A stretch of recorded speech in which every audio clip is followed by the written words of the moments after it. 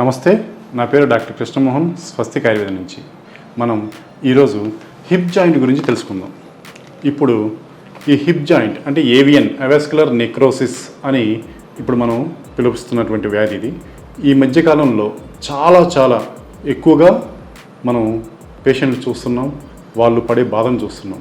మా దగ్గరికి 10 మంది పేషెంట్లు వస్తే రోజుకి దాంట్లో 3-4 ఏవియన్తో బాధపడుతున్నారు.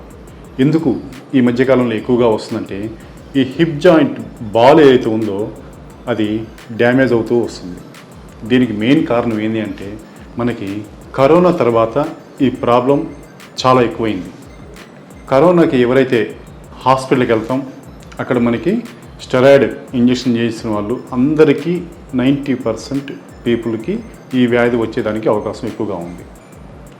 స్టెరాయిడ్ ఇవ్వడం వల్ల మనకి ఈ హిప్ జాయింట్కి బ్లడ్ సప్లై తగ్గిపోవడం వల్ల ఈ బాల్ అరిగిపోవడం స్టార్ట్ అవుతుంది. దీంట్లో మనకి స్టేజ్ 1, స్టేజ్ 2, స్టేజ్ 3, స్టేజ్ 4 అనే స్టేజెస్ పెరుగుతూ వస్తున్నాయి. ఎవరికైనా సరే హిప్లో మీకు నొప్పి ఉంది, మీరు మూమెంట్ సరిగా చేయలేకపోతున్నారు, మన నడిచేటప్పుడు ఇట్లా ఊగి లింపింగ్తో మీరు నడుస్తున్నారు అంటే మీరు ఖచ్చితంగా ఒక్కసారి ఎంఆర్ఐ ఆర్ ఎక్స్రే తీయించుకోండి. ఎందుకు అంటే మీకు బాల్ షేప్ ఎలా ఉంది, మీకు ఏ గ్రేడ్లో ఉంది అనేది తెలుస్తుంది. ఫస్ట్ సెకండ్ స్టేజ్లో మీరు ఉందంటే 100% మీరు రికవర్ అవుతారు. థర్డ్ స్టేజ్లో ఉంది అంటే కొద్దిగా టైం పడుతుంది, 3 to 6 months టైం పట్టుద్ది, మీరు రికవర్ అవ్వచ్చు. అదే ఫోర్త్ స్టేజ్కి వెళ్ళిపోతే మీరు చాలా ఇబ్బంది పడతారు. అదేవిధంగా బాల్ షేప్ మారిపోద్ది. బాల్ ఎప్పుడైతే లోపల షేప్ మారిపోయిందో మనం రికవరీ తీసుకురావడం చాలా కష్టం.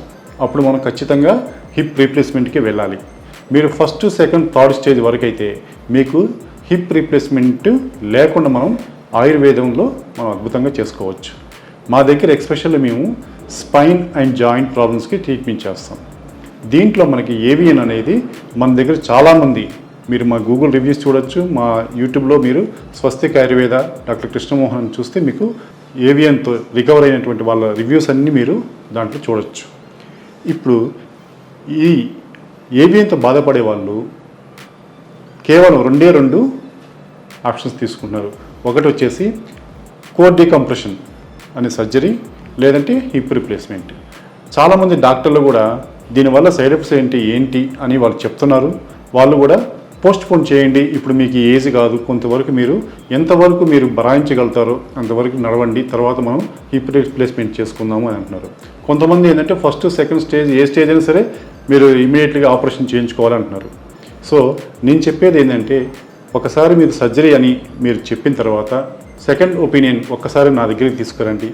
మీరు మీ దగ్గర ఉన్న రిపోర్ట్స్ అవి తీసుకురండి, నేను చూసి నా వల్ల అవుతుంది అంటేనే నేను ట్రీట్మెంట్ చేస్తాను. కొంతమంది మా దగ్గర చేయించుకునే వాళ్ళు హ్యాపీగా వాళ్ళ జీవన విధానంలో ఎటువంటి ఇబ్బంది లేకుండా రోజుకి 10-11 గంటల సేపు కూర్చొని వర్క్ చేసే వాళ్ళు కూడా ఇప్పుడు హ్యాపీగా, వాళ్ళు థర్డ్ స్టేజ్ ఉన్నా కానీ ఇప్పుడు హ్యాపీగా వాళ్ళకి ఏ ఇబ్బంది లేకుండా వాళ్ళు జీవనం సాగిస్తున్నారు. మీరు కూడా ఇలాంటి ఇబ్బంది పడుతూ ఉంటే ఒక్కసారి మీరు కామెంట్ చేయండి, లేదంటే మా వాట్సాప్ నెంబర్కి మీ రిపోర్ట్స్ పెట్టండి. మీరు దూరంగా ఉంటే లోకల్గా అయితే మీరు వచ్చి మమ్మల్ని కన్సల్ట్ అవ్వండి. మీకు ఖచ్చితంగా హిప్ రీప్లేస్మెంట్ అంత దూరం పోకుండా మీరు హ్యాపీగా రికవరీ అవ్వచ్చు. దీనికి మీరు ఒక 3 బెస్ట్ ఎక్సర్సైజ్ మీకు ఈరోజు చెప్తా. ఫస్ట్ మీరు ఎక్కువగా హ్యాంగ్ అవ్వండి.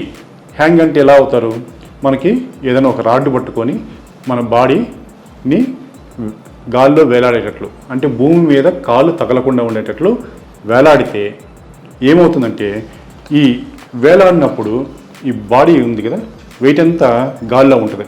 అప్పుడు ఈ బాల్ మీద ప్రెజర్ పడకుండా మనకి ఉంటుంది. అది బెస్ట్. తర్వాత మీరు చేయగలిగితే సపోజు ఇది రాడ్ ఉంది కదండి, ఈ మోకాలు లాక్ చేయండి. ఈ లాక్ చేసిన తర్వాత మనకి ఇలా బాడీ ఉంటుంది.